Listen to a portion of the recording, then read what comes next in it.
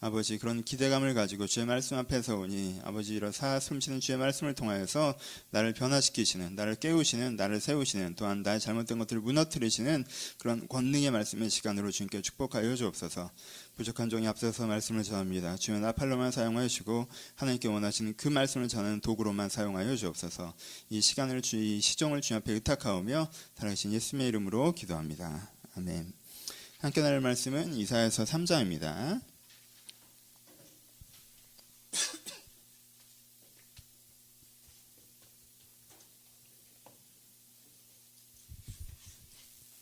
이사야서 3장. 오늘 본문 전체는 이사야서 3장 전체랑 4장 전체예요. 근데 이제 한꺼번에 읽으려면 좀 힘드시니까 끊어서 중간중간, 설교 중간중간에 좀 읽도록 하겠습니다. 일단은 이사야서 3장 1절부터 12절 말씀을 먼저 보도록 하겠습니다. 이사야서 3장 1절부터 일단 7절 말씀까지 보죠. 3장 1절에서 7절 말씀 한 절씩 교독하겠습니다. 제 1절 읽겠습니다. 보라, 주 만군의 여호와께서 예루살렘과 유다가 의뢰하며 의지하는 것을 제하여 버리시되 곧 그가 의지하는 모든 양식과 그가 의지하는 모든 물과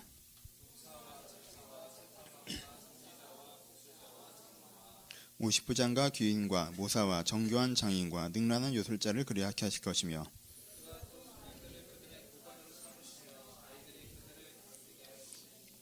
백성이 서로 학대하며 각기 이웃을 잔해하며 아이가 노인에게 비천한 자가 존귀한 자에게 기교만할 것이며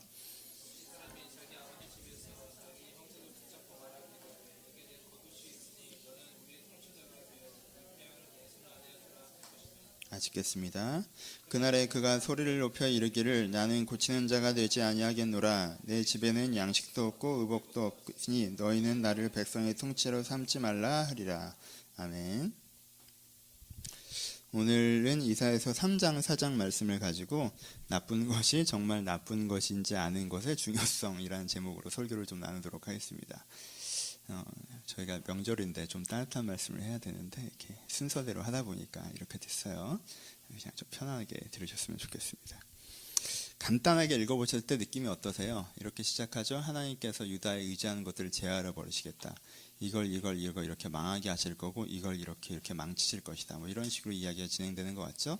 쭉 읽으면 그런 식의 얘기가 계속 나오고 있습니다. 딱 이렇게 읽었을 때 사람들이 막연하게 이 구절들을 어떻게 해석할까요? 여러분들은 어떻게 느껴지세요? 사람들은요, 이사야서 같은 성경책의 1장과 40장이 주로 하나님께 너희를 심판하실 것이라는 톤의 이야기가 나오면 어떤 식으로 생각해요? 우리가 하나님한테 잘못하면 하나님은 참다 정말 열받으면 우리를 혼내셔. 그러니까 그렇게 열받아서 우리를 혼내시기 전에 우리가 조심해야 돼. 약간 이렇게 적용되는 게 제일 많죠. 그렇죠? 그리고 그렇게 적용되는 게 많다 보니까 어떻게 생각하게 돼요? 뭔가 인생에 안 좋은 일이 생기면 어떻게 돼요? 하나님이 나를 치시나? 이런 식의 생각들을 많이 하게 됩니다. 하나님께 나를 치시나? 내가 뭔가 잘못했나? 그리고 뭔가 하나님이 나를 치시나? 나를 뭔가 잘못했나? 하나님께 나를 치시기 전에 하나님한테 혼나지 않을 정도는 해야 돼 라는 생각을 하게 되죠. 그렇죠? 그러니까 생각이 포지티브가 아니라 네거티브가 된다는 거예요. 그러니까 뭔가 이루어야겠다라는 생각으로 달려가는 게 아니라 여기서 떨어지면 안 돼, 탈락하면 안 되라는 선으로 사람이 움직이게 된다는 거예요. 그리고 보통 일반적인 기독교인들의 마음 가운데 내가 요 선을 넘으면 안 돼라고 하는 선이 뭐가 있어요? 그래서 주일 예배, 그렇죠? 뭐 더 심하신 분은 11조, 더 심하신 분은 교회 봉사, 그리고 뭐 술 담배 안 하는 거, 뭐 이런 정도 있겠죠, 그렇죠? 요 정도 선을 이렇게 그어놓고 그래도 내가 이 선을 지켜야 돼라는 생각들을 하게 됩니다. 근데 내가 이 선을 지켰는데 무슨 안 좋은 일이 생겼어요. 그럼 뭐라고 해요? 하나님 나한테 이럴 수 있습니까? 이렇게 생각하죠. 그렇죠? 이 선을 안 지켰는데 안 좋은 일이 생기면 내가 그래서 하나님이 나를 혼내시나 보다 이렇게 생각하고 있죠. 그러니까 이걸 막연하게 읽으면 여러분들이 그런 식의 신앙관, 사고방식을 갖게 되게 하는 구절들이 이런 구절들이에요. 그렇죠? 근데 이걸 뭐라고 저는 표현하냐면 감상문적 글읽기라고 저는 표현을 합니다. 쓰여진 내용을 꼼꼼하게 읽어야 되는데 쓰여진 내용을 꼼꼼하게 읽지 않고 내가 읽고 느낀 점, 그러니까 감상문을 쓰듯 글을 읽으면 사실 그 글이 쓰여지는 원래 의도랑 좀 더 비껴나간다는 거예요. 이게 교육의 문제거든요. 여러분들은 신세대라 그래. 내가 X세대, 여러분들 신세대, 뭐 N세대 뭐 이런 거잖아요. 그렇죠? 아닌가? 저 윗분들도 계세요. 저 위에 두 분. 저기 한참이 아니 한참이 아니죠. 저희 몇 년 차이 안 나죠. 그렇죠? 근데 사실 여러분들이랑 나 차이보다 안 나요. 여기 장년분들이랑 사실 10년 안쪽이잖아요. 저희가 같은 세대. 그래서 물러가야 돼. 근데 우리는 약간 그런 식의 생각인데 여기랑 저희랑 또 다르고 여러분들이랑 저희랑 좀 다른 게 저까지는 학력고사 세대예요. 주입식 교육 받았단 말이에요. 그래서 성경 공부 어떻게 하는지 알아요? 저희 세대는 암송 시켜요. 암송. 그러니까 주입식 교육이 시대 트렌드, 시대 정신일 때 성경 공부는 어떻게 하면요, 애들을 외우게 만듭니다. 외워. 성경 공부를 이해를 안 시켜 외우게 만들어요. 그렇죠? 그럼 딸딸딸딸 다 외우면 얘는 성경에 통달했다라고 생각을 하는 거야. 그건 온라인 성경 읽기인데 그냥 이렇게 통달한 거죠. 그렇죠? 그렇죠? 근데 여러분 세대는 어떻게 가르쳤어요? 여러분 세대는 여러분 무슨 세대예요? 여러분들이 감상문 세대예요. 뭐 어떤 사안을 접하면 그 사안에 대해서 내 의견을 논리적용하게 표현하는 걸 되게 중요하게 생각하는 시대란 말이에요. 그렇죠? 그러니까 이걸 정말 이해했나가 중요한 게 아니라 이걸 듣고 느낀 점을 논리적용하게 표현하면 얘는 똑똑한 애로 평가받는, 그렇죠? 그래서 주관이 있고 창의성이 있고 주체성이 있고 막 이런 교육을 받았단 말이에요. 그러니까 성경 읽기도 자꾸 어떻게 하는 거예요? 자꾸 감상문 써요. 이 얘기한 진짜 맥락을 이해하는 게 아니라 이 맥락을 읽고 내가 느낀 점을 논리적으로 얘기하면 내가 이걸 이해했다라고 생각하는 경향이 있다라는 거예요. 그렇죠? 근데 그렇게 감상문적 글 읽기를 하면요, 사실은 진짜 그 텍스트를 이해한 건 아니라는 거예요. 지금 그런 식의 얘기를 쓰고 있는 것도 아니거든요, 사실. 왜냐하면 진짜 뭔가를 이해한다고 하는 건요, 주입식 교육처럼 외우는 것도 아니고요. 그리고 무슨 주체적인 교육처럼 감상문을 잘 쓰고 내 의견을 논리적으로 표현하는 것도 아니고요. 뭔가를 이해한다고 하는 건 말 그대로 그게 뭔지 제대로 이해하는 걸 얘기하는 거예요. 오케이? 뭐 이렇게 다른 얘기로 시작을 하고 있긴 한데, 요즘에는 말하는 사람에 대한 도덕성을 굉장히 강조합니다. 잘 가르쳐야지라고 얘기를 많이 해요. 그렇죠? 예술가도 대중이 알아들을 수 있는 예술을 해야 되고, 작가도 대중이 이해할 수 있는 글을 써야 되고, 그리고 교사도 학생이 이해할 수 있게 가르쳐야 된다라고 해서 가르치는 자의 도덕성을 되게 강조해요. 그렇죠? 교사의 도덕성을 굉장히 강조한단 말이에요. 근데 여러분, 학생의 도덕성도 있는 거예요. 배우는 자의 예의라는 게 필요하다는 거예요. 여러분들 철학자들이 쓴 책들을 보면, 그래서 글쓰기에서도 되게 읽는 사람이 쉽게 이해할 수 있게 써야 된다는 걸 되게 강조하는데요. 여러분, 철학자들의 책을 보면 어려우시죠? 니체 책 보면 어렵죠? 칸트 책 보면 어렵죠? 노너 책 보면 어렵죠? 어려우실 거예요, 되게. 그러면은 그 똑똑하다고 하는 노너가 글도 못 써서 그렇게 어렵게 쓴 건가요? 그 똑똑하다는 니체가 글도 못 써서 그렇게 쓴 건가요? 그 똑똑하다고 하는 그 수많은 석학들이 글을 쓸지 몰라서 문장력 하나가 없어서 그런 건가요? 아니에요. 그 사람들은 어떻게 써요? 그 사람들이 쓰는 거는요, 이 내용, A라는 내용을 설명하기 위해서 B, C, D, E, F를 알아야 A를 이해할 수 있기 때문에 읽는 사람이 B, C, D, E, F는 이미 알고 있다는 생각으로 A라는 글을 쓰기 때문에 읽는 사람이 어려운 거예요. 글을 못 쓰는 게 아니에요. 그렇죠? 그럼 B, C, D, E, F를 모르는 사람도 이해할 수 있게 쓰려면 어떻게 하는 수밖에 없어요? 수준을 다운그레이드 하는 수밖에 없어요. 그렇죠? 그러니까는 내가 저 사람한테 요구하는, 성경에 요구하는, 성경이 좀 쉽게 써졌어야지, 성경책이라면 누구나 딱 읽고 이게 진리구나 이렇게 알아먹게 써 있어야지라는 얘기도 틀린 말은 아니지만, 내가 뭔가를 알아야 이해할 수 있는 것들도 있다라는 거예요. 그렇죠? 그리고 옛날 철학자들의 글이 왜 어려워요? 그분이 이 시대를 살아가고 있지 않기 때문에 어려워요. 그렇죠? 200년 전, 300년 전, 100년 전, 50년 전 분들이다 보니까 우리나라 사람이 아니에요. 그러다 보니까 그 나라 문화, 그 시대의 문화를 알아야 이해할 수 있는 것들이 있단 말이에요. 그렇죠? 그럼 그걸 알아야 이해할 수 있어요. 그럼 우리가 그걸 이해하고 싶으면 우리가 어떻게 해야 돼요? 내가 그 시대의 문화, 언어를 좀 이해를 해야죠. 그렇죠? 내가 그걸 이해하고 싶으면 어떻게 해야 돼요? 그거에 해당되는 기초 과정을 내가 좀 공부하고 이해하고 그걸 읽어야겠죠. 그래야지 내가 그걸 이해할 수가 있지 않을까요? 감상문적 글 읽기를 하시면요, 뭘 읽어도 여러분 수준 자체가 높아지지 않아요. 그렇잖아요? 감상문적 글 읽기를 하는 사람한테 아주 유명한 그림을 보여줬어요. 보고 뭐라고 그래요? 난 별론데? 끝이에요. 그렇잖아요? 감상문적 글 읽기를 하는 사람한테 진짜 심오한 책을 보여줬어요. 그럼 읽으면서 뭐라고 그래요? 지루한데? 뭔 말이야? 끝이에요, 그냥. 아 근데 난 이 문장은 되게 좋더라. 그 맥락과 상관없이 생뚱맞게 자기가 마음에 들었던 거 하나. 그럼 뭐가 마음에 들까요?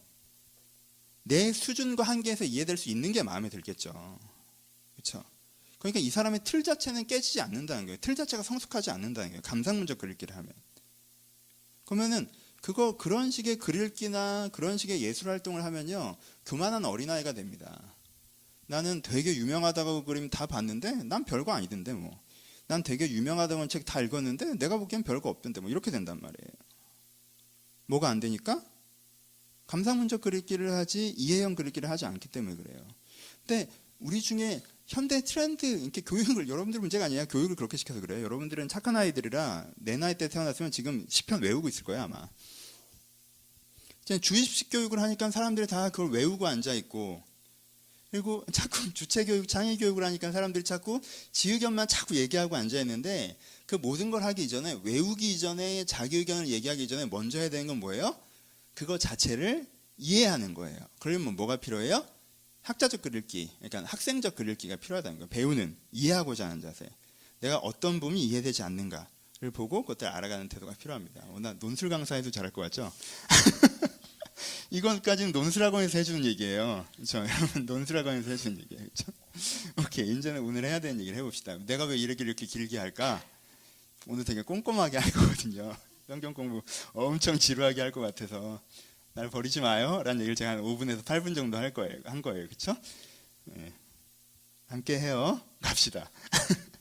3장 맨 처음에 이렇게 시작하고 있네요. 꼼꼼하게 읽어보죠. 너희가 하나님께서 얘기하시되 유다가 의뢰하고 의지하는 것을 제하여 버리겠다라는 얘기로 시작하고 계세요. 그럼 유다가 의지하고 의뢰하는 것을 제하여 버린다는 얘기의 앞전 문맥을 조금 알아야 될 필요가 있죠.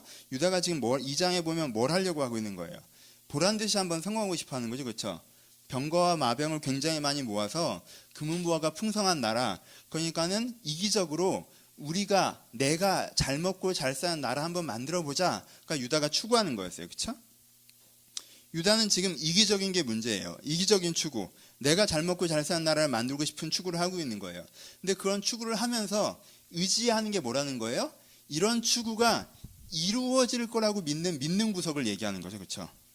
왜 우리나라가 내가 잘 먹고 잘 살 수 있을 것 같아? 왜 내가 그런 생각을 해? 뭘 의지해서 그런 생각을 하는 거야? 라고 얘기하는 거에 목록들이 쭉 나오는 거죠. 그렇죠? 뭐라고 얘기해요? 여기서 용사와 전사와 재판관과 선지자가 복수자와 장로와 50부장과 귀인과 모사와 정교한 장인과 능사한 요술자들을 그리하실 것이며 이렇게 하죠. 의지하는 것들을 제하여 버리겠다 하면서 여러 가지 직함들을 얘기합니다. 그렇죠? 이걸 제하여 버린다고 했어요. 왜? 유다가 우리가 잘 먹고 잘 사는 나라가 될 수 있다고 스스로 믿는 근거가 뭐예요? 그들의 충분한 인적 자산과 제도죠. 그렇죠? 충분한 인적 자산을 갖고 있다는 거예요. 우리는 쌈 잘하는 애도 있고 쌈 잘하는 용사도 있고요. 아주 똑똑한 모사도 있고요. 기술이 뛰어난 장인도 있고요. 영적 감각이 탁월한 요술자들도 있어요. 그렇죠? 그리고 우리를 관리하고 있는 50부장, 10부장, 100부장이라고 하는 조직체계도 잘 갖춰져 있어서 이게 진짜 유기적으로 돌아간단 말이에요. 그렇죠? 이만큼 나라의 조직이 잘 갖춰져 있고 이만큼 역량 있는 인재들, 쌈 잘하는 애, 똑똑한 애, 영감 있는 애, 손기술 좋은 애가 다 있고, 이런데 우리가 보란듯이 인류국가, 잘 먹고 잘 사는 나라, 돈 많은 나라가 못 될 이유가 뭐가 있냐 라고 생각하는 게 유다의 뭐예요? 자부심이고 믿는 구석이라는 말이에요. 그렇죠? 근데 하나님께서 이걸 어떻게 하신다고 하셨어요? 제하여 버린다고 하셨어요. 하나님 못 됐죠. 인력과 조직이 풍부해서 잘 먹고 잘 사는 나라가 될 수 있는데 잘 먹고 잘 사는 나라 될까봐 이걸 제하하겠다는 거예요. 완전 치사해요. 그렇죠? 좀 잘 먹고 잘 사게 하면 어디가 어때서? 좀 자세히 이해해 보세요. 그 다음에 제하여 버린다고 한 다음에 나오는 첫 구절이 뭐냐면 어떻게 제하신다고 하셨어요? 그가 또 소년들을 그들의 고관으로 삼으시며 라고 얘기합니다. 여기서부터 오늘 본론에 해당되는 문제인데 하나님께 이들을 의지한 것을 제한다. 첫 번째 어떻게 제한다고 그랬어요? 소년이 고관이 되는, 소년이 다스리는 나라가 된다라고 얘기하셨어요. 소년이 다스린다는 건 어린 지도자가 탄생한다는 얘기가 아니라 무슨 얘기예요? 소년이 된다는 건 자격 없는 자, 다른 표현으로는 이기적이고 무지하고 무능한 자가 다스리는 자가 된다는 얘기를 하시는 거예요. 애들이요 이기적입니다. 그렇잖아요? 3살, 2살 먹은 애가 엄마가 오늘 피곤하다고 하니까 엄마 오늘 피곤해요? 그럼 12시간 스트리트로 자게 제가 혼자 뽀로로 한번 쭉 볼까요? 좀 쉬세요 라고 얘기하는 애가 있어요? 엄마가 허리 아파. 엄마 허리 아프세요? 그럼 제가 걸어가죠. 뭐. 좀 얻으시려면 힘드실 테니까 제가 걸어갈게요. 이런 애가 있어요? 없어요. 엄마가 아프건 말건 힘들건 말건 지 잠 깼으면 놀아달라고 머리끄댕이 잡아당기고 지 배고프면 울고 빽빽거리고 지 하고 싶은 거 있으면 바닥 뒹굴고 이러는 게 애예요. 애는 이기적이란 말이에요. 그렇죠? 애는 이기적이에요. 최소한의 무기는 한번 웃는 거지. 그냥 나 귀여우니까 모든 걸 해내라 이거잖아. 애는 이기적이에요. 그래서 하나님께서 아이들을 귀엽게 만드셨나 봐요. 귀여우니까 참게. 그렇잖아요. 커다란 애가 그래봐 진짜. 그래서 엄마들이 애 중고등학교 가면 잘 안 참잖아요. 안 귀엽거든 애가.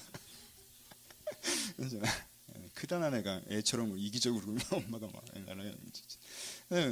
애는 이기적이에요. 무지예요. 무능하단 말이에요. 그렇죠? 무지하고 무능하고 이기적인 게 뭐 하는 거예요? 지도자가 된 거예요. 첫 번째. 요게 뭔지 먼저 이해하고 전체 문화를 봅시다. 이건 여러분들이요 조금만 상상력을 가져도 뭔지 딱 알아요. 여러분들 옛날에 여러분들이 있었던 뭐 회사에 혹은 군대에 학교에 어떤 조직에 여러분들이 지도자 중에 얘를 떠올리시면 돼요. 분명히 있었어요. 애가 겁나 이기적이야. 지 실적만 챙기고 자기 팀원들 아니라 자기 살아남으려는 데만 완전 뭐 꽂혀있는 애야. 그쵸? 근데 일을 못해. 일을 못해서 밑에 있는 애들만 죽도록 돌아가게 만들어 놓아. 그쵸? 근데 몰라. 지가 그렇게 멍청하고 무능한 애인지. 자기가 되게 똑똑한 애인 줄 알고 자꾸 내 인생에 대해서 충고하고 내가 자기를 멘토로 생각하는 줄 알아. 막 되게 격려해 주려고 그러고 너만 잘하면 되는데 그렇죠? 그런 애가 있어요. 그렇죠? 떠오르죠? 없어요 아직? 아직 그런 상관을 겪어본 적이 없어요? 괜찮아요. 곧 만날 거예요. 한국 사회에 살면 곧 만나요. 그렇죠? 어린아이 지도자. 그 밑에 드는 게 얼마나 피곤한지 상상이 되세요? 왜냐하면 지도자는 유능해야 되거든요. 지도자는 알고 있어야 되거든요. 전체가 뭔지. 그렇죠? 지도자는 그리고 이기적이면 안 되거든요. 근데 이기적이고 무능하고 무지한 애가 지도자로 서 있는 나라가 되는 거예요. 이 나라가. 그렇죠? 그럼 하나님께서 일부러 똑똑하고 이타적이고 헌신적인 리더들이 많이 있는데 걔네들을 하나님께서 다 자르고 얘네들이 의지하는 걸 제하여 버리시려고 이런 아이 같은 지도자를 세우시는 거예요? 아니에요. 여러분 역사적인 흐름을 잘 보세요. 지지난주 설교, 여러분 이사야 특징 뭐냐면 여러분 이어서 이해하셔야 돼요. 중간에 설교 안 들으신 거 있으면 읽으셔야지 따라올 수 있어요. 지지난주 설교에 뭐 얘기했어요? 희년의 정신과 11조의 정신이 무너진 거에서 얘기했죠. 희년 정신이 뭐였어요? 평등의 정신이라고 그랬죠. 여러분 희년의 고백, 이거는 들으세요. 안 들으신 분들은. 희년의 고백이 무너지잖아요. 그럼 그때부터 뭐가 생길 수밖에 없어요? 금숟가락 물고 태어난 애들이 생길 수밖에 없어요. 그렇잖아요. 60년이 지나면 땅을 땅주인한테 돌려줘야 되는데 안 돌려준단 말이에요. 그러면 어떤 애는 태어나면서부터 얘는 도련님이 되는 거예요. 태어나면서부터 얘는 지주가 되는 거란 말이에요. 태어나면서부터 얘는 귀족이 되는 거란 말이에요. 걔들이 누가 돼요? 걔들이 이 나라의 지도층이 되고 있단 말이에요. 태어나면서부터 요즘이랑 또 달라요. 요즘은 그래도 기업이 살아남으려면 자기 후계자들 미친 듯이 교육이라도 시키지. 근데 옛날엔 그것도 없었단 말이에요. 얘는 그냥 태어나면서 귀족이야. 얘는 태어나면서 지주고 땅이 어디 가요? 없단 말이야. 그러니까 얘네들은요. 어떤 애들이 지도자가 돼요? 세상 물정 하나도 모르는 애들이, 농사를 어떻게 짓는지도 모르는 애들이 대규모 땅을 가지고 그 땅에서 나는 수익을 다 누리면서 중요한 의사결정을 하는 지도자가 돼요. 어떤 애들이? 아이 같은 애들이. 그럼 진짜 유능한 애가 가난하고 어렵게 태어났어요. 하지만 11조의 정신이 무너졌죠. 걔가 서포트 받을 수 있어요? 서포트 받을 수 없죠. 기회를 얻을 수 있어요? 기회를 얻을 수 있죠. 걔는 태어나면서부터 종이나 농로로 떨어져서 주어진 아주 조그만 잡을 미친 듯이 하는 수밖에 없어요. 뭔지 알겠어요? 그러니까 하나님께서 이 사람들의 지배계층들을 일부러 멍청한 애로 세우신다고 얘기하는 게 아니에요. 이들이 이타적인 기준을 갖고 사회에 참여하지 않고 이들이 이기적인 기준을 갖고 다 사회에 참여하기 시작하면서부터 어떤 일이 발생하기 시작한다는 거예요? 모든 개인이 이기적인 동기로 사회에 참여하면요, 아무리 역량 있는 인재가 있고 아주 좋은 제도와 시스템이 있어도요, 거기서요 결국 지도자는 얼마 가지 않아 애들이 되게 돼 있어요. 그렇잖아요. 중간 관리를 누가 세워요? 윗선이 세우죠. 정말 일이 잘 되길 바라고 아랫사람을 잘하길 바라고 하는 사람이 중간관리를 세우면, 이타적인 애가 중간관리를 세우면 어떻게 된 애를 세우겠어요? 제대로 된 애를 세우겠죠. 근데 이기적인 애가 중간관리를 세우면 나한테 잘하는 애 세우겠죠. 나한테 돈봉투 들고 오는 애 세우겠죠. 그렇죠? 내 입에 혀처럼 군 애를 세울 거 아니에요. 그 빛이 어떻게 돌아가는지 알아요? 몰라요. 왜? 얘도 애거든. 그렇게 된단 말이에요. 아무리 시스템이 좋고 아무리 인력이 좋아봤자 내가 모든 개인들이 이기적으로 사회에 참여하기 시작하면요, 어린아이들이 지도자가 됩니다. 그리고요, 그 힘듦은 대중들이 다 갖게 되는 거죠. 두 번째, 이런 사회의 특징이 뭐라고 얘기했어요? 두 번째는 이렇게 표현하고 있네요. 백성이 서로 학대하면 각기 이웃을 잔해하며라고 표현합니다. 여러분, 부서의 팀장이, 나라의 지도자가, 내 공동체의 리더가 어린아이예요. 그럼 어떻게 해야 돼요?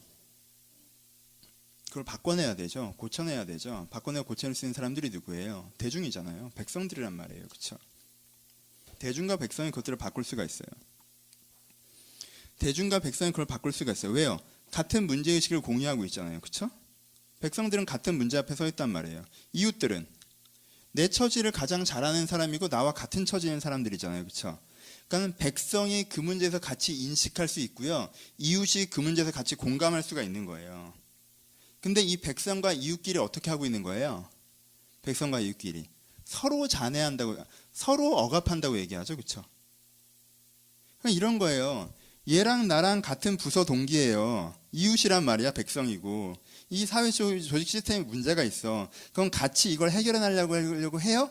안 해요. 왜? 얘도 이기적이고 나도 이기적인 경우엔 그렇게 안 한다는 거예요. 그렇게 안 하고 어떻게 해요?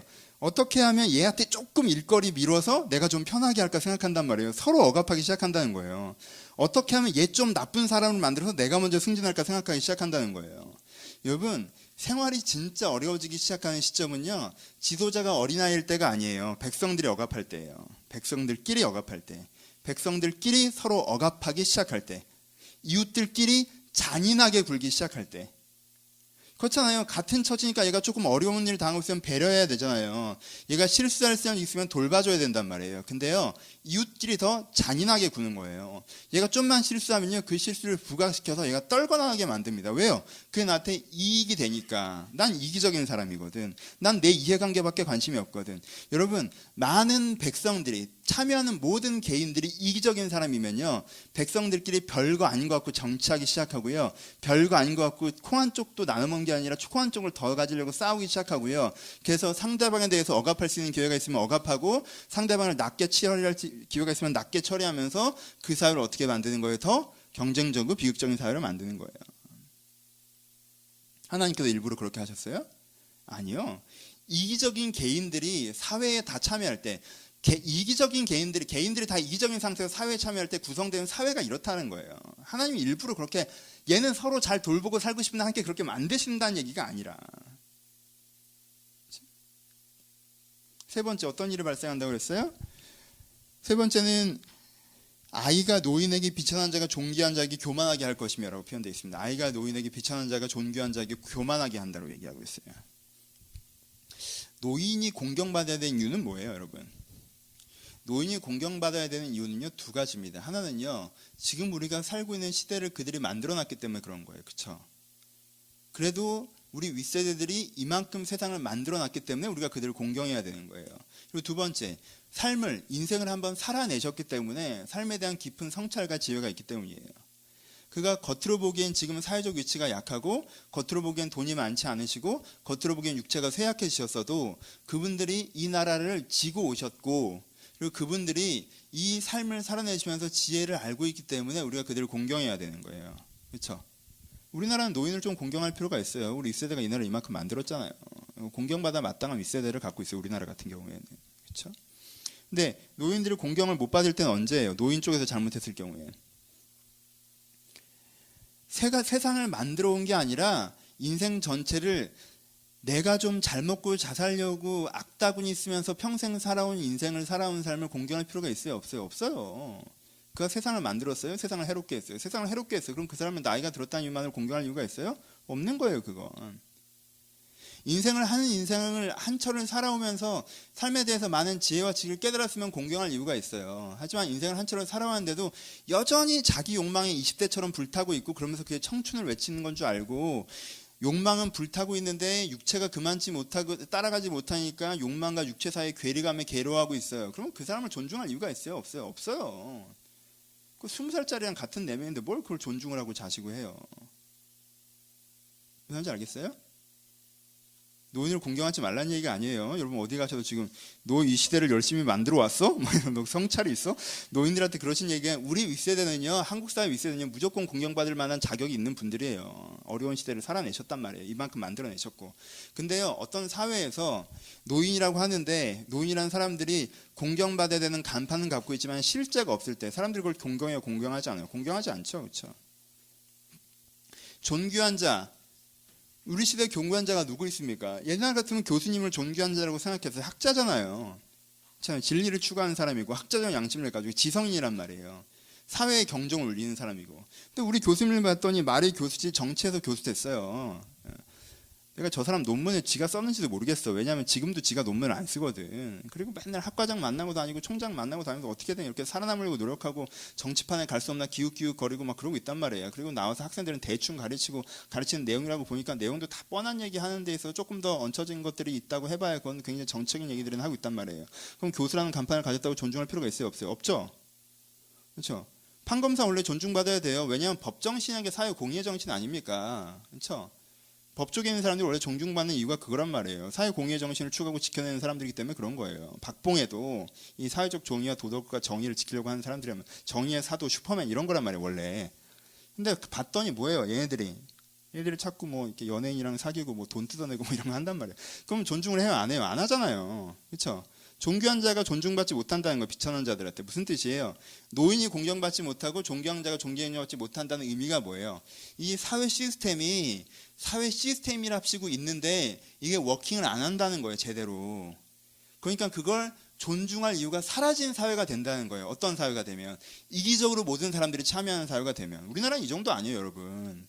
근데 어느 나라 가면요, 경찰들이 조폭이나 비슷한 나라들 있잖아요, 그렇죠? 돈 받아먹고 돈 뜯어먹고 폭력을 행사하고 그렇잖아요. 근데 이름이 경찰이야. 이거 어떻게 해야 돼? 대통령이 도둑놈인 나라들이 있단 말이에요. 왕보다 더 도한 독재자인 나라들이 있어요. 정치 권력들이나 경제 권력들이 다 지 속 챙기느라고 사람들을 억압하는 나라들이 있단 말이에요. 그렇죠? 우리나라가 뭐 그런 나라는 아닌 것 같아요. 나는 큰 방향이 그쪽으로 조금 가고 있긴 하지만 하여튼 우리는 아직 그런 나라는 아니란 말이에요. 하여튼 그런 식의 그런 것들이 있어요. 어떻게 되나 시스템 전체가 어떻게 된다는 거예요? 더 이상 공의의 껍질만 갖고 있지 공의의 실제가 없다라는 거예요. 이게 이기적으로 개인들이 참여하는 사회의 세 번째 특징이라는 거예요. 네 번째 특징은 뭡니까? 네 번째 특징은요, 그 다음에 보면 이런 얘기가 나오네요. 혹시 사람들이 자기 아버지 집에서 자기 형제를 붙잡고 말하기를 내게는 겉옷이 있으니 너는 우리 통치자가 되어 이 폐허를 내 손 아래 두라 할 것이며 그날에 그 소리를 높여 이르기를 나는 고치는 자가 되지 아니하겠노라. 내 집엔 양식도 없고 의복도 없으니 너희는 나의 백성을 통치라 삼지 말라 하리라 라고 나와 있어요. 네 번째 무슨 얘기를 하는 거예요? 어떤 사람들은요, 이 사회가 문제라는 걸 알고 있어요. 여러분 지금 쫄딱 망한 게 아니에요. 지금 여전히 아이들이 관리를 하고 있단 말이에요. 그렇죠? 어린아이가 지도자고 왕을 하고 있어요. 근데 어떤 사람들은요, 의식 있는 사람들이죠. 이 사회가 이렇게 되면 안 된다는 걸 아는 사람이에요. 시스템이 몰락하고 있고 악한 자들이 지도하고 있고 백성들 간의 관계성들이 무너져 있다는 걸 아는 사람들이에요. 그렇죠? 이 아는 사람들이 어떻게 하고 있습니까? 세상을 바꾸고 있어요? 스스로 노력하고 있어요? 아니죠. 대안을 찾죠. 누군가 나타나서 우리를 고쳐주길 바라고 있죠. 왜? 이게 나한테 불편하니까. 그래서 그 누군가를 찾았어요. 근데 그 누군가가 뭐예요? 어떤 사람이에요? 정말 손톱만한 재능 갖고 있는 사람이에요. 겉옷 하나 갖고 있는 사람이에요. 겉옷 하나 갖고 있는 사람. 손톱만한 재능을 하나 갖고 있는 사람이에요. 그럼 그 사람도 몰려가서 네가 좀 세상을 바꿔보라고 얘기하죠. 그렇죠? 이 폐허를 발하래 두라. 이 사람은요, 지성인들입니다. 어떤 면 똑똑한 사람들. 왜요? 이게 폐허인 줄 아는 거예요. 그래도 지금 우리가 폐허에 서 있다는 걸 알아요. 그리고요, 거기서 폐허를 발하래 두라라는 얘기를 듣는 이 겉옷을 가진 한 사람도요, 지도자가 뭘 하는지를 알고 있어요. 뭐라고 표현해요? 나는 고치는 자가 되지 아니하겠노라고 얘기해요. 이 사람한테 지도자는 뭐예요? 착취한 사람이 아닌 거예요. 그렇죠? 지도자는 자기가 거늘먹거리면서 위에서 누르는 사람이 아니라는 걸 알고 있어요. 그 어린아이 같은 그 어린아이 고관들이랑은 다르단 말이에요. 지도자는 고치는 사람이라는 걸 알아요. 근데 이 사람은 되게 큰 소리를 높여 난 절대 안 해 하면서 나는 고치는 자가 되지 않겠다라고 얘기해요. 왜? 난 겉옷은 있을지 모르겠지만 옷과 양식이 제대로 없기 때문에라고 표현하죠. 그렇죠? 지금 둘 다 뭐에 대한 관심이 가 있어요? 이 세상을 고치는, 지도를 한다는 게 고치는 것인지 아는 사람은 어떤 생각을 갖고 있어요? 자기 먹고 사는 거, 자기 이해관계, 자기 생활에 해로울 수 있기 때문에 세상을 바꾸기로 나서지 않을 거라고 얘기하는 거예요. 세상이 폐허인 줄 아는 이 사람들은 어떻게 하고 있어요? 세상이 문제이고 이렇게 되면 안 된다는 걸 알고 있지만 그 세상을 바꾸려고 노력하지 않아요. 누군가 바꿔줘야 된다라고 얘기하고 있죠. 이 사람들은 여전히 어떤 사람들이라는 거예요? 자기 이해관계에 집중되어 있는 사람들이라는 거예요. 세상에 구조적인 문제가 있는 것들에 대해서 사회적 공익이 공공의 공의, 그래서 세상이 좀 더 나은 곳이 돼야 된다는 것들에 대한 헌신과 노력을 하는 것이 아니라 세상에 구조적인 문제가 있어서 내가 먹고 살기 힘들잖아, 젠장, 누군가 이걸 제대로 다시 한번 고쳐놔서 내가 먹고 살기 좀 편하게 해놓으란 말이야 라고 얘기하는 거죠. 세상을 바꿀 만한 재능이 조금 있어요. 하지만 그 재능을 갖고 세상을 바꾸는데 뛰어들었다가는 이 사람은 정말 힘들어질 거예요. 자기가 갖고 있는 걸 잃어버린 일들을 감당하게 해야 되겠죠. 그러니까 그게 하기 싫어요. 왜요? 나는 지금 없는 것도 많아. 나 먹고 살기도 힘들어. 나 생활하기도 힘들어. 그런데 내가 있는 걸 다 털어서 세상이 나아지는데, 세상을 고치는 자로 살아가야 된다고? 난 그렇게 살고 싶지는 않아 라고 얘기하는 거죠. 네 번째, 초라한 대안이죠. 대안이어야 되는 사람들도 여전히 자기 먹고 사는 문제, 이해관계에 집중해 있기 때문에 세상에 대해서 컴플레인하지 세상을 바꾸려고 나서지 않는 사회입니다. 그렇죠? 여러분, 이쯤 되면 흐름이 이해가시죠? 여러분, 맨 처음에 여러분들이 읽었던 그 막연한 감상이 오해였다는 걸 느끼셔야 돼요. 하나님께 얘기하십니다. 너희들이 잘 먹고 잘 살고 성공하고 추구하고 싶어? 내가 너희들을 의지하는 걸 제하여 버릴게라고 얘기하셨어요. 하나님이 의지하는 걸 제하여 버릴게라고 얘기하니까 우리는 그 뉘앙스에서 뭘 생각하냐면 하나님이 인격적으로 개입하셔서 얘네들 가운데 좋은 애들은 다 어디다가 처박아 버리고 나쁜 애들만 다 세워서 이 나라를 이상하게 만드시는 것처럼 오해하기도 해요. 여러분, 그 얘기가 아니에요. 하나님께서 제하여 버리신다라고 얘기할 때는요, 인격적인 하나님을 얘기하는 게 아니라 진리의 하나님을 얘기하는 거예요. 진리의 하나님을 얘기한다는 게 뭐예요? 진리, 세상의 원리라고 하는 게 뭐냐면, 세상이 어떻게 돌아가냐면, 이기적인 이유로 세상에 참여하는 사람들이 아무리 좋은 시스템과 인력을 가지고 잘 먹고 잘 사는 세상을 만들어보자고 할지라도 그들이 다 자기 이해관계에 집중했기 때문에 결국 시스템은 거짓말이 되고 지도자는 어린아이가 되며 지들끼리 치고받고 대안일 수 있는 사람은 말만 하다가 아무것도 되지 않고 쫑난다는 거예요. 이게 하나님께서 그렇게 하신다고 표현하는 거예요. 왜요?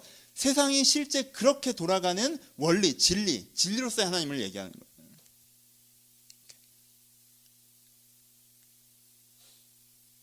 우리는 어떤가? 난 우리가 이 정도가 아니라고 확신합니다. 항상 얘기하지만 여러분, 우리는 이사야 시대보다 훨씬 더 나은 시대를 살고 있어요. 일단 감사하세요. 그렇잖아요. 일단 낫잖아. 일단 왕정은 아니잖아. 그런데 계급이 있지도 않고. 현상적으로는 그래요. 여러분, 정확하게 이해하셔야 돼요. 이 사람들을 하나님께서 이런 비참한 지경에 던지신 것이 아니에요. 그렇죠? 이들이 이 이사의 설교를 들으면서 와, 앞으로 우리가 계속 잘못하면 저렇게 될 건가 봐 라고 생각하겠어요? 아니면 우리가 사실 저렇게 살고 있는 거구나 라고 느끼겠어요? 이미 아하스 어린아이가 왕으로 살고 있어요. 요담 어린아이가 왕이 돼서 이 나라를 휘두르고 있단 말이에요. 그렇죠? 귀족들이요, 가난한 사람들을 억압하는데 자기들끼리 집과 집을 연결해서 지어서 가난한 사람이 살 곳을 얻겠다고 만들고 있어요. 그렇죠? 아이들이 왕이 됐단 말이에요. 관리가 됐어요. 자기들끼리는. 그래서 호해하고 협력하고 화해합니까? 여러분, 유대인들은 절대 유대인을 종으로 삼으면 안 됩니다. 형제이기 때문에. 근데 이들은 유대인을 종으로 삼았어요. 형제들끼리 잔해한다는 거예요. 형제들끼리 억압한다는 거예요. 백성이 없어요. 이웃이 없어요. 어떻게 하면 서로 더 얻어먹을까에 대한 이기적인 접근을 하고 있단 말이에요. 그러니까 시스템은 뭐 레위인, 율법 이런 거 다 그냥 하는 소리예요. 다 그냥 껍데기라는 걸 서로 다 알아요. 뭔가 좀 대안적인 사람들, 착한 사람들이 몇 명 있긴 한데 이 사람은 세상을 바꾸려고 나서지 않습니다. 그랬다가 자기가 어떻게 될 줄 알기 때문에. 지금 이 이야기를 이사야 설교를 들으면서 이 유다 백성들이 느껴야 되는 건요, 우리가 잘못 살면 나중에 저렇게 된다가 아니라 우리가 이미 이렇게 살고 있구나라고 느끼는 거예요. 그리고 이게 되게 심각한 문제구나라고 느끼라고 하는 거예요. 그전에는 이런 거에 대해서 별 인식 없이 살다가 이 설교를 들으면서, 이 이야기를 들으면서, 우리 모두가 이기적으로 사회에 참여하고 있기 때문에 우리가 심각한 문제 현실 속에서 살아가게 되었구나라고 느껴야 된다는 거예요. 이사야가 얘기하는 거. 그렇죠? 우리도 그걸 느껴야 되고. 우리도 좀 그렇잖아. 우리의 고관들은 아이가 아닌가요? 우리나라는 백성들끼리 같이 문제의식을 갖고 이웃이 되어 동감하며 우리 대중의 문제를 함께 해결하고 나가고 있나요? 우리는 사회적 제도와 법을 믿어서 우리나라의 복지를 믿을 수 있고, 법제도를 믿을 수 있고, 의료를 믿을 수 있고, 교육을 믿을 수 있나요? 우리나라의 대한 세력들은 자기의 이해관계를 포기하면서까지 시대를 바꾸기에 헌신하면서 세상을 바꿔나가고 있나요? 아니면 입바른 소리나 해대면서 기분이나 풀고, 그렇게 대한 세력으로 몇 마디에서 좀 유명해지면 그거 갖고 또 돈 벌어먹고 그러고 살고 있나요?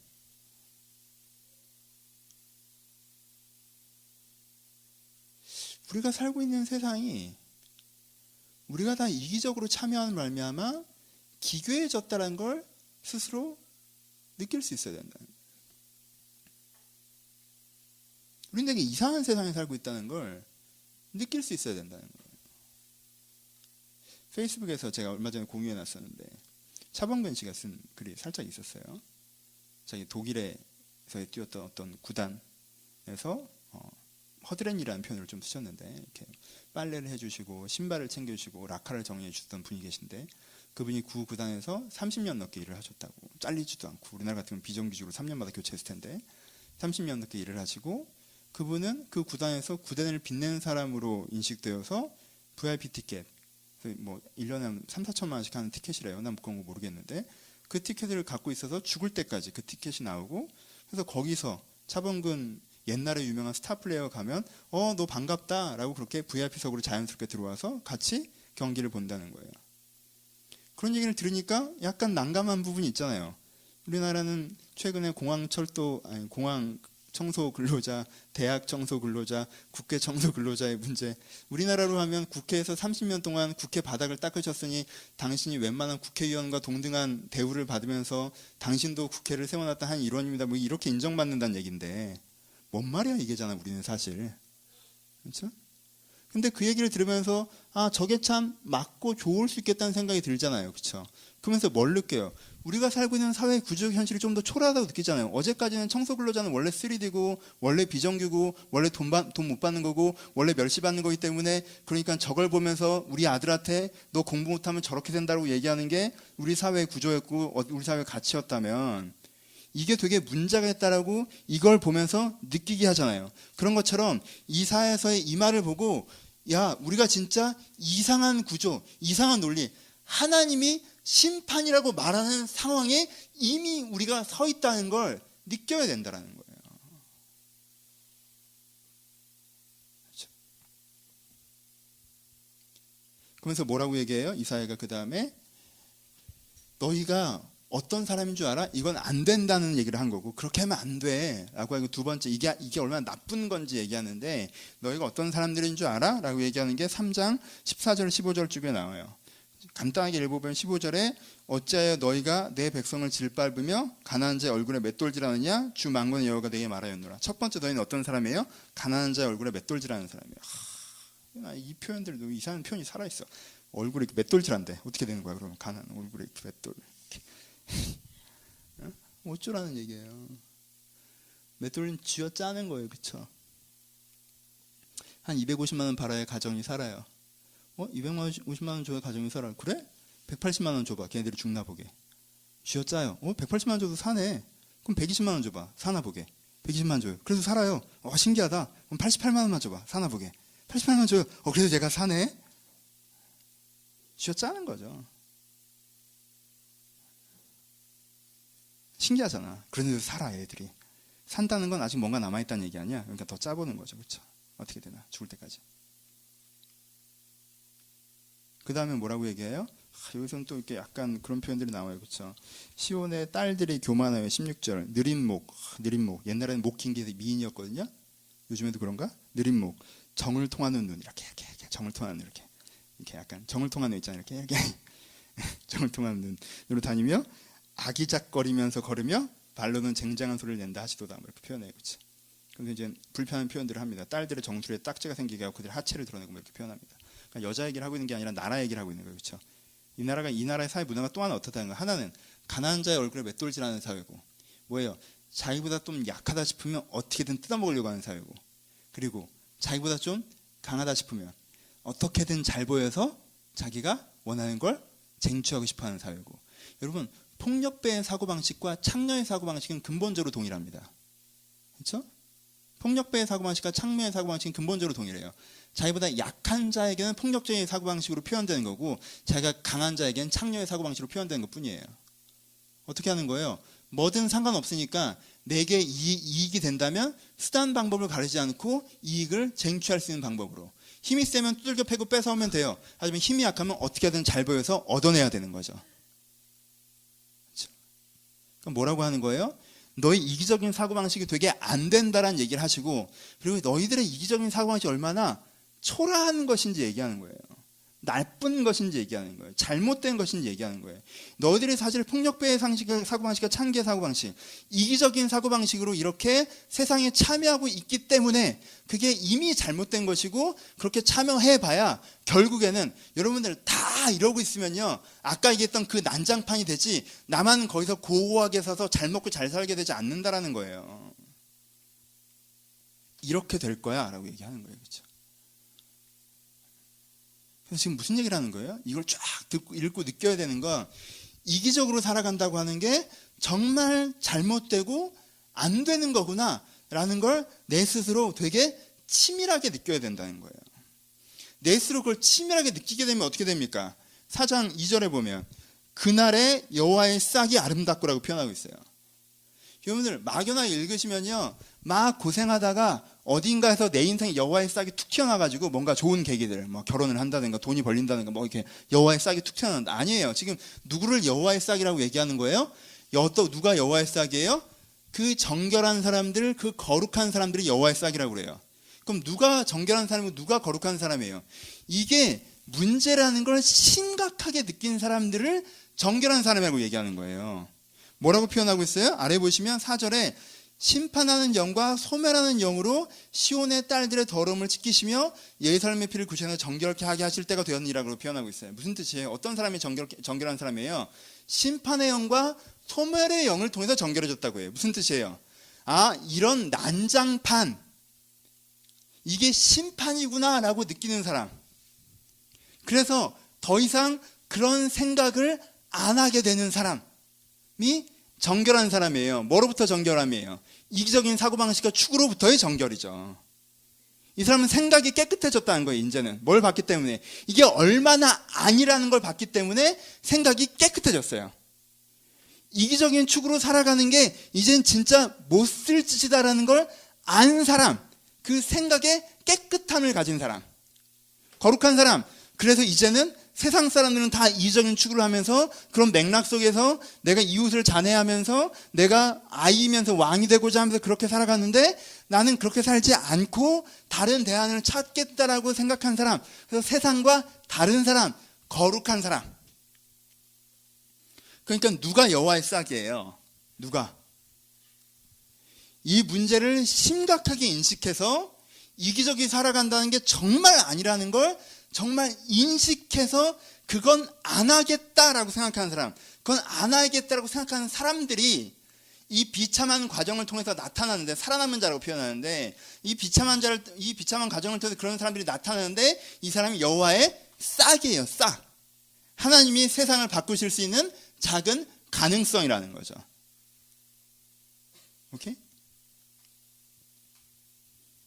그러니까 이 구절들을 쭉 읽어내려면서 여러분들이 느껴야 되는 것은 뭐냐면, 아, 내가 잘못하면 하나님께 나를 두들겨 패셔. 그러니까 적당히 하나님 기분 맞춰드리고 살아야 돼. 하지만 두들겨 패셔도 나중에 여호와의 싹 좋은 날이 올 거야. 이 얘기를 하는 성경 구절이 전혀 아니에요.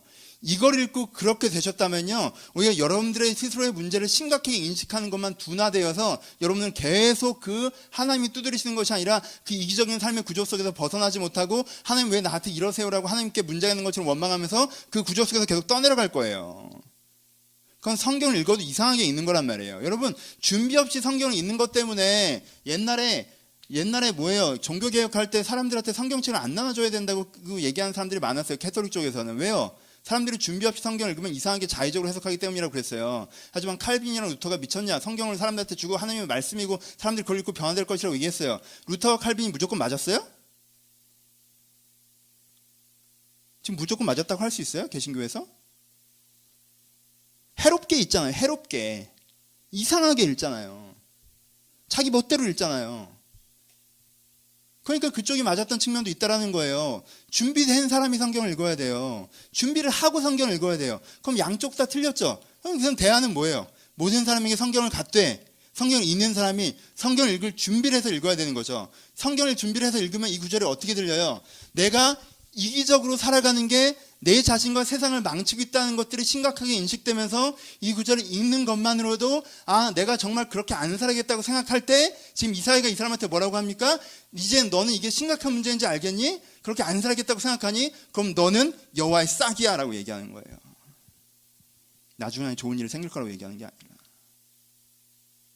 얼마나 잘 썼어요. 넌 여호와의 싹이야. 그래서 이제 너한테 무슨 일이 벌어질 줄 알아? 불기둥과 구름기둥의 일이 벌어질 거라고 얘기하는 거죠. 뭐라고 얘기합니까 여기서? 여호와께서 거하신 온 시온의 산과 모든 집 위에 낮이면 구름기둥과 연기, 밤이면 화염의 빛을 만드시고 그 모든 영광에 덮개를 두시며 또 초막이 있어 낮에는 더위를 피하는 그늘이 지며 또 풍을 피하는 숨은 꽃이 되리라라고 얘기하고 있어요. 무슨 뜻이에요? 여러분, 이기적으로 살아가지 않기로, 세상의 방법대로 살아가지 않기로 이 사람이 문제의식을 갖고 결정했어요. 그럼 내일부터 어떻게 해야 돼? 이 사람이 내일부터 어떻게 해야 돼? 그러니까 문제의식을 갖고 결정하는 건 이제는 싹이에요. 싹. 아무것도 아니야. 그냥 싹이 난 거야. 그럼 그 싹이 났을 때 하나님께 이 사람한테 어떻게 하신다는 거예요? 너를 불기둥과 구름기둥이 뭐예요? 인도하심이죠.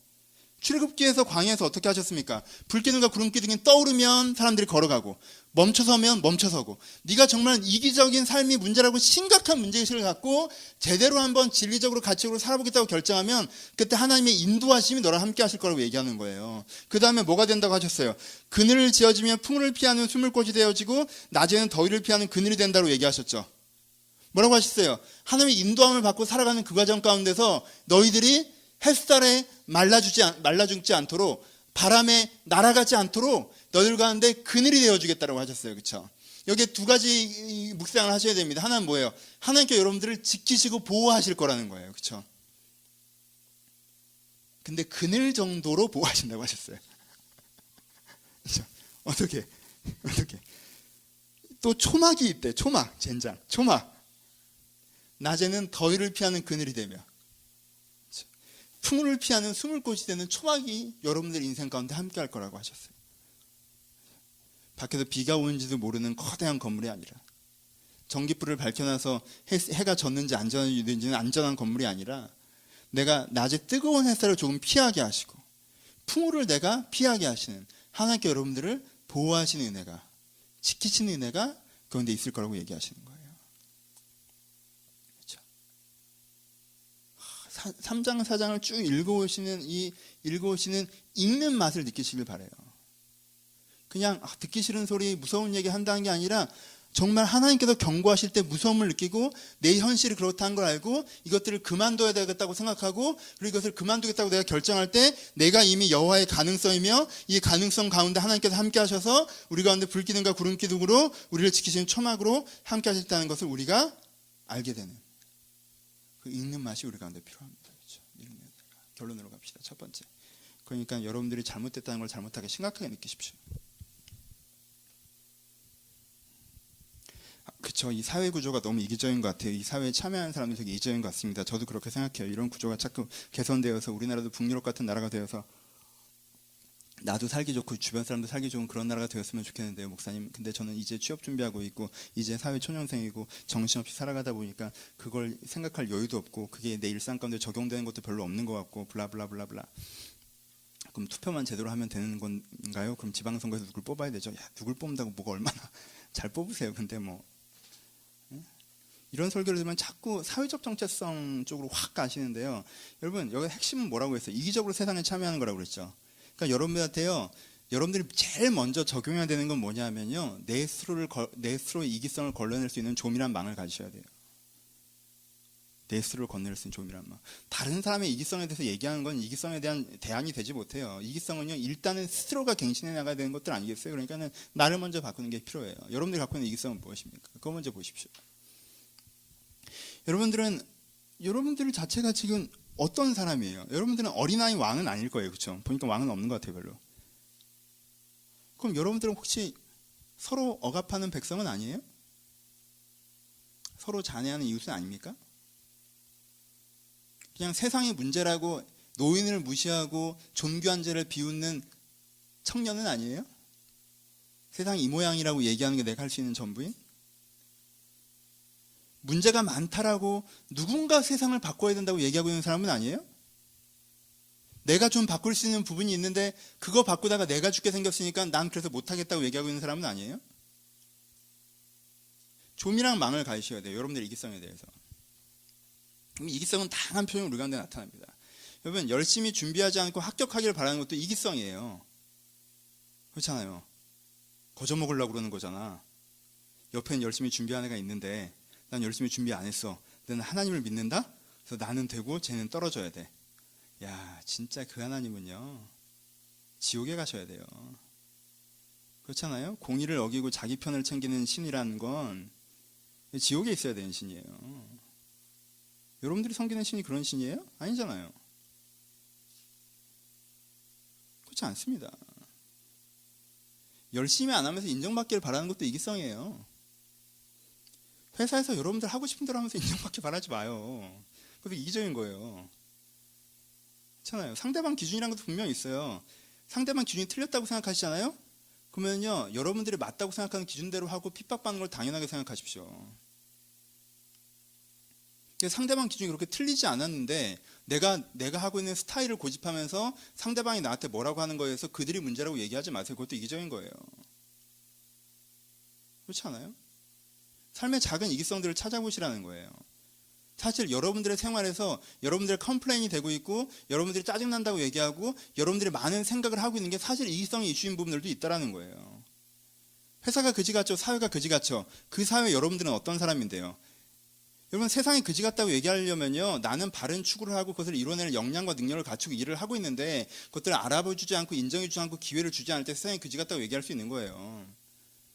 나는 바른 추구도 없고 그냥 속 편하게 살고 싶고 난 돈 많이 벌고 살고 싶고 그냥 난 편하게 살고 싶은 게 내 추구이고 그걸 할 만한 역량도 없고 그래서 내가 치이는 건데 세상이 그지 같다고 얘기하면 세상이 보기엔 네가 그지 같죠. 그런 거 아니에요?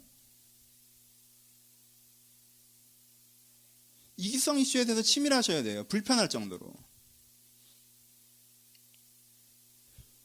내가 일주일 내내 하고 있는 생각이라고 하는 게 내가 아침부터 저녁부터 하고 있는 생각이라고 하는 게 사실은 나. 내가 기분이 좋고 내가 기분이 안 좋고 저 사람이 나한테 잘해줬으면 좋겠는데 잘 안 해주는 게 짜증나고 저 사람이 나한테 잘해서 좋고 이런 일이 생기니까 좋고 이런 일이 안 생기니까 싫고 이런 일이 생겼으면 좋겠고 그럼 어떻게 될까 생각하고 어떻게 안 해야 될까 생각하고 나. 한 번도 공동체에 대해서 생각하지 않고 한 줄도 공동체에 대한 생각을 떠올리지 않고 한 가지도 세상에 대한 고민을 하지 않으면서 나에 대한 생각만 계속하고 있으면서 나는 이기적인 사람이 아니라고 얘기하지 마세요. 여러분은 세상에 너 혼자 존재하는 것처럼 생각하잖아요. 재밌게 얘기해 볼까요? 우리나라가 학벌 사회에서 문제예요. 학벌 사회에서 문제죠. 난 지방대 나왔잖아. 우리나라 학벌 사회란 말이야. 얼마나 안타까운 일이야. 그렇잖아요. 저도 옛날에 큰 교회 있을 때 원서 접수하는 일을 한 적이 있는데 원서 접수를 3단계로 하더라고. 외국 유학 고 서울대 연대 고대 나온 애들을 이쪽에 쌓아놓고 추천서 받고 온 애들을 가운데 쌓아놓고 그리고 나머지들은 저쪽에 던지더라고. 제가 그걸 했거든요. 그래서 봐서 던지고 그렇잖아. 근데 나도 내가 이걸 던지면서도 야, 내가 어디 내면 누군가 나 같은 애가 이걸 잡고 던지겠구나 하잖아요. 보지도 않아. 나한테 지침이 내려왔어. 기준이. 뒷장은 열지. 자기소개서 뭐 사회에 대한 비전 하나도 안 봐요. 그냥 첫 장에 이력서 학력 딱 보고 여기 A, 여기 추천서 B, 아니면 저기 이렇게 또 박스로 넣는다 해서 던져. 진짜 물리적으로. 기분이 날 던지는 것 같아. 기분이 안 좋아. 나도 집 안에 나왔는데 이게. 현실 학력사에서 문제죠. 근데요, 여러분들 학력사에서 문제라고 얘기하려고 하려면요, 뭐가 있어야 되냐면요, 나는 공부에 재능이 있는 사람이 아니라 다른 데 재능이 있어서 이걸 열심히 해오고 여기에 대한 재능과 기능을 갖고 있는데 사람들은 학력을 기준으로만 보기에 날 봐주지 않습니다라고 얘기할 때 학력사회라고 얘기하는 거예요. 그래요. 여러분들 학력이 안 좋습니다. 그래서 그 다음에 뭐예요? 학력 대신 뭐가 있는데? 뭘 살아오셨는데? 뭘 추구하셨는데? 그래서 어떤 결과를 갖고 있는데요? 난 다른 건 없어. 근데 쟤는 학력이라도 있어. 그럼 학력을 보는 게 맞지 않아요? 여러분들이 이제까지 살아온 삶의 결과물들을 여러분들 어깨에 젖어 있는데 그게 사회 탓이라고 얘기하지 말라는 거예요. 그것도 이기적인 거예요. 내가 열심히 안 해서 재능이 없어요. 내가 열심히 해서 기능이 없어요. 내가 열심히 해서 삶에서 만들어냈던 부분들이 없다는 거예요. 근데 그게 다 사회 탓이라고 얘기하는 것도 이기적인 거 아니에요? 일부러 디테일한 얘기를 들었어요. 너무 적용이 안 된다고들 하셔서. 적용해 주잖아. 좋아? 아까가 좋지. 왠지 사회가 잘못됐고 막 내가 세상을 바꿔줬고 기분 좋다가 이렇게 얘기하니까 니네 되게 못된 애들이지. 나도 그래요. 여러분, 자기 자신의 이기성이 치밀해져서 더 이상 이 이기성에서는 내가 이기적으로 살아가지 않아야겠다라는 조밀한 그물만을 가지고 자기 이기성을 걸러내려고 하는 사람이 하나님의 새싹입니다. 하나님의 가능성이에요. 이런 견해들을 가지고 또 떠들어대면서 야, 세상이 이게 문제고 우리 사회도 이게 문제고 어린아이가 지도자고 뭐가 잘못됐고 이래서 이게 문제고 저래 교계가 문제고 뭐가 문제고 하지만 막상 내 삶의 현실에서 이기적으로 세상에 참여하고 있다면요, 여러분은 또 하나의 포장지에 지나지 않아요. 그게 이 말씀이 여러분들의 이기성을 걸러내야 됩니다. 여러분들은 뭘로 생각하고 뭘로 고민하고 뭘로 판단하십니까? 하루 종일 나 생각하고 세상이 나한테 잘해주지 않는 것 같아서 불만이고 막상 난 뭔가 열심히 하지 않고 그리고는 굉장히 가치적인 대화를 교회에서 하고 친구들까지 한 다음에 나는 설하는 사람인 것처럼 판타지를 느끼고 하지만 막상 그것이 이루어지기 위해서 뭔가 내가 불편하도록까지 뭘 하는 건 없고 가치적인 논쟁, 가치적인 대화, 가치적인 헌신은 내가 기분 좋은 만큼만 하고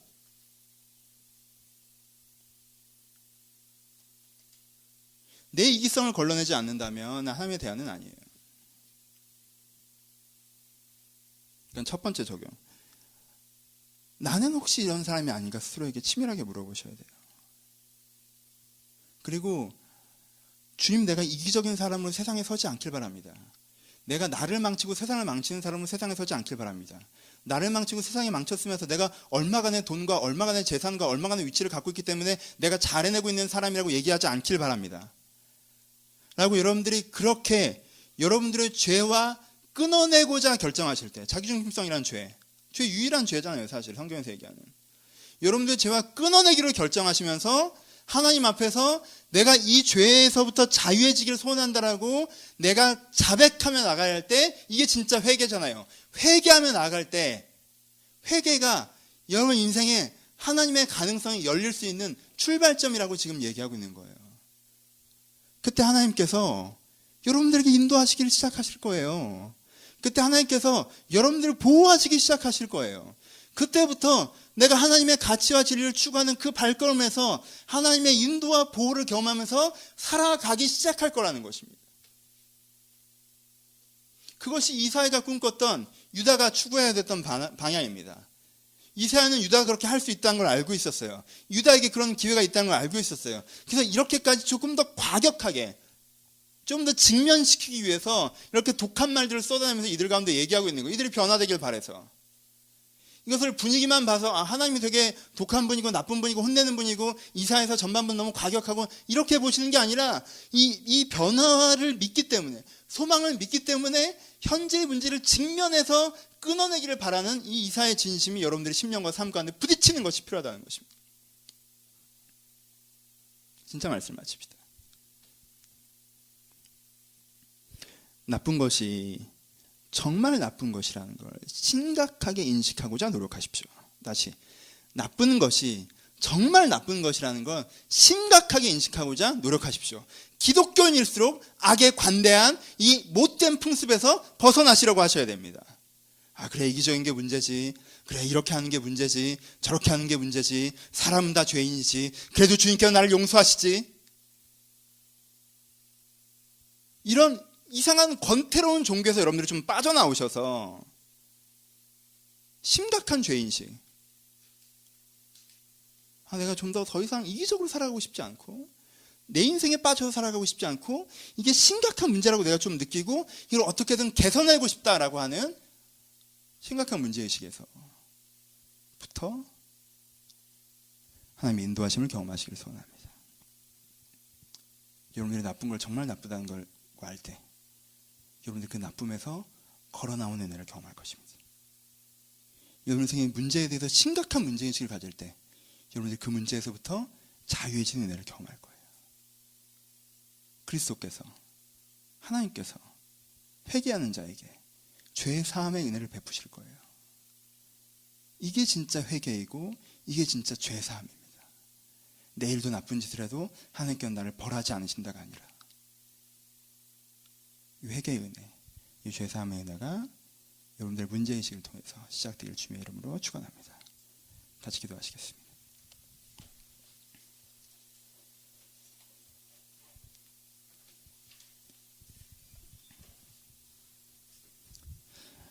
우리는 이사야 시대만큼 어려운 시대를 살고 있지 않습니다. 여러분 오해하지 마세요. 우리한테 아이 같은 지도자도 있지만 존경스러운 지도자들도 분명히 있습니다. 우리 가운데 사회 시스템이 그래도 움직이고 있고요. 우리 가운데 좋은 이웃과 좋은 동역자들이 존재합니다. 하지만 우리 그건 한번 두려워해 봅시다.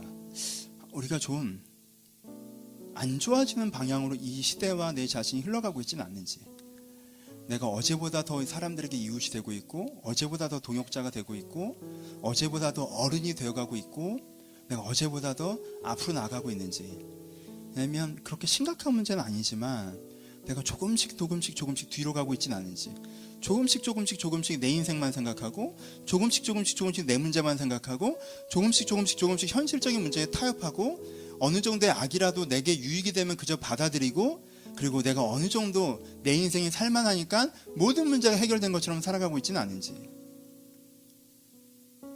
아버지, 내가 이기적으로 세상에 참여하는 사람이 아니라 진리로 세상에 참여하는 사람이 되게 하여 주옵소서. 여러분들이 조금 살만하다고 해서 세상을 생각하지 않고 이기적으로 세상을 살아가다 보면 언젠가 그 무관심이 여러분들의 인생의 개인사를 심각하게 공격할 때 여러분들 죄 없다 할 수 없습니다. 억울하다 할 수 없어요. 우리 하나님께 고백하기를, 내가 죄에서 자유하게 하여 주옵소서. 내가 뭐가 맞는지 하나님 나에게 불기둥과 구름 기둥 인도하심을 달라고 담백하게 묻는, 뭐가 맞는지 묻는 담대박을 주시옵소서. 그리고 그 뭐가 맞는지 알았으면 그걸 그냥 행동하는 담백함을 주시옵소서. 그리고 그 속에서 내가 주의 보호하심과 보호하심을 내가 경험하게 해달라고, 죄에서 자유해지는 은혜를 구하시면서 한 번만 들은 말씀 생각하시면서 묵상하며 고백하며 기도하시고 제가 축도하며 예배를 마치도록 하겠습니다. 기도하겠습니다.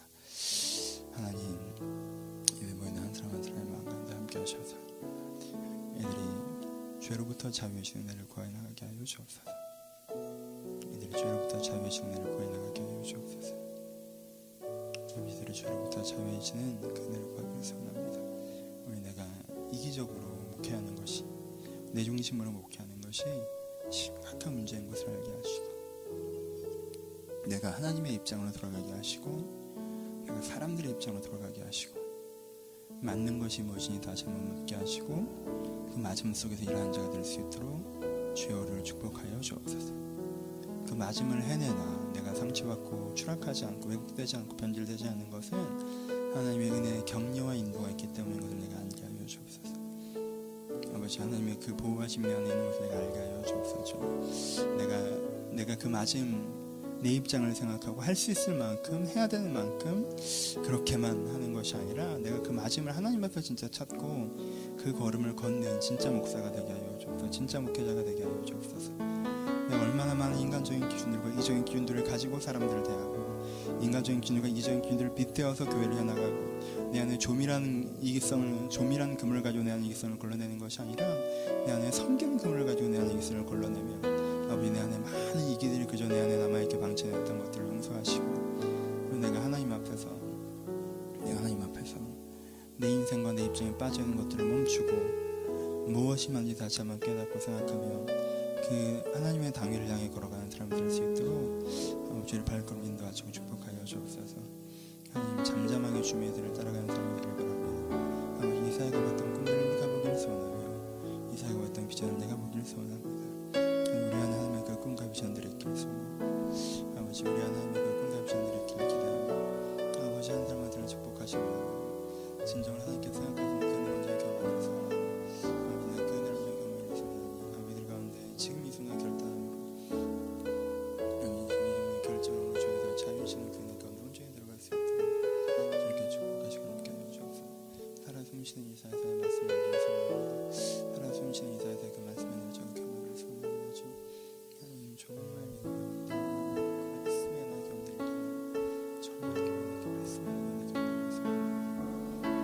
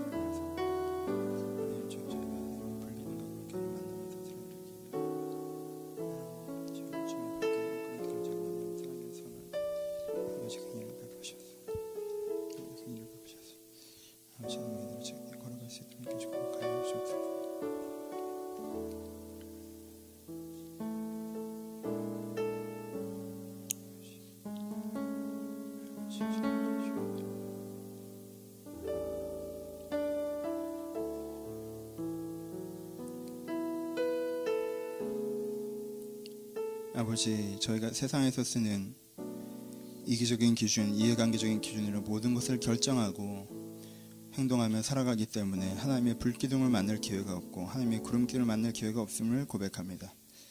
아버지, 저희가 모든 것을 결정하고 내 입장에서 모든 것을 생각하고 그 다음에 내가 능력으로만 하나님의 도움을 구하는 것이 아니라 내가 이기적인 기준에서 결정했던 것들을 멈춰서고 하나님 앞에 서서 하나님, 주 앞에서 맞는 것이 무엇입니까? 진리가 무엇입니까? 지금 내가 어떻게 해야 되는 것이 바로 걸어가는 길입니까? 내가 그것들을 묻고 그 하나님의 대답을 얻으며 주님의 뒤를 따라가는 사람들 될 수 있도록, 그래서 하나님의 가능성으로 세상에서 살아가는 사람들 될 수 있도록 하나님 한 사람 한 사람의 인생 가운데 축복하여 주옵소서. 저희를 복잡해하게 하고 저희를 어지럽게 했던 세상의 이야기들이 조금은 가라앉게 하시고 저희 안에 그 은혜의 담백함이 회복될 수 있도록 한 사람 한 사람의 심령과 주님께 은혜로 축복하여 주옵소서. 이사야가 말씀했던 그 말씀, 내 문제를 심각하게 인식하는 것을 통해서 하나님의 가능성으로 서는 그 말씀이 우리의 삶을 해석하며 삶의 결정이 되는 말씀이 될 수 있도록 축복하여 주옵소서. 이제 우리 주 예수 그리스도의 은혜와 하나님 아버지의 사랑하심과 성령님의 교통하심이 지금도 내 인생의 죄의 문제를 심각하게 알아 회개하며 주의 도우시는 은혜를 경험하여 일성하는 모든 심령 가운데 이제로부터 영원토록 함께 있을지어다. 아멘.